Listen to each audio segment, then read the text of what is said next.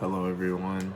In this video, I'm going to be talking about my dominant conflict management styles and where it shows up in my life, some of the downsides, and strategy that I want to improve on moving forward.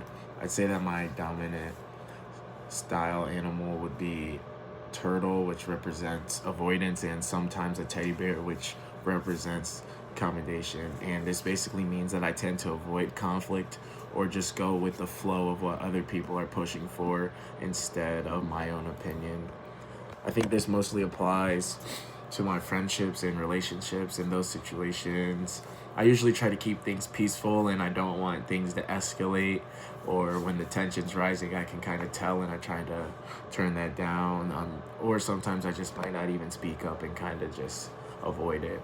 I wasn't really surprised by the results because that's how I am in real life. I think like when my friends disagree about plans, like what to do, kind of just wait for them to come up with an idea. And the same thing happens with my family with the disagreements. Like I don't want to get involved unless like things, get out of hand or some sort like that.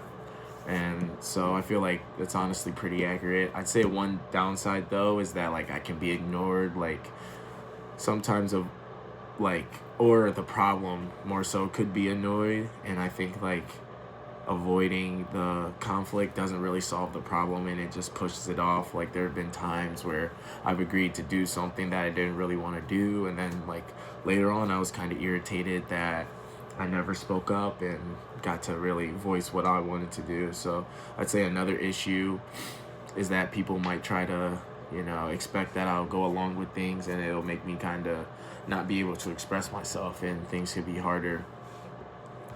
I'd say a strategy that I'd want to work on is definitely collaboration, which goes with the owl. I'm pretty sure that's the animal that goes with that, and I think it's about more so kind of helping, trying to find a solution to conflict that works for everyone and avoiding any issues moving forward or going with that. And I think that that will help me communicate better and build stronger relationships, because I think I'm gonna plan to use this more in group settings, like maybe like when I'm next time I'm with my friends or teammates and like we have a disagreement on something or someone wants to be heard. I think that I could, voice my opinion and do that, but also keeping the peace and stand up for what I think or express my thoughts.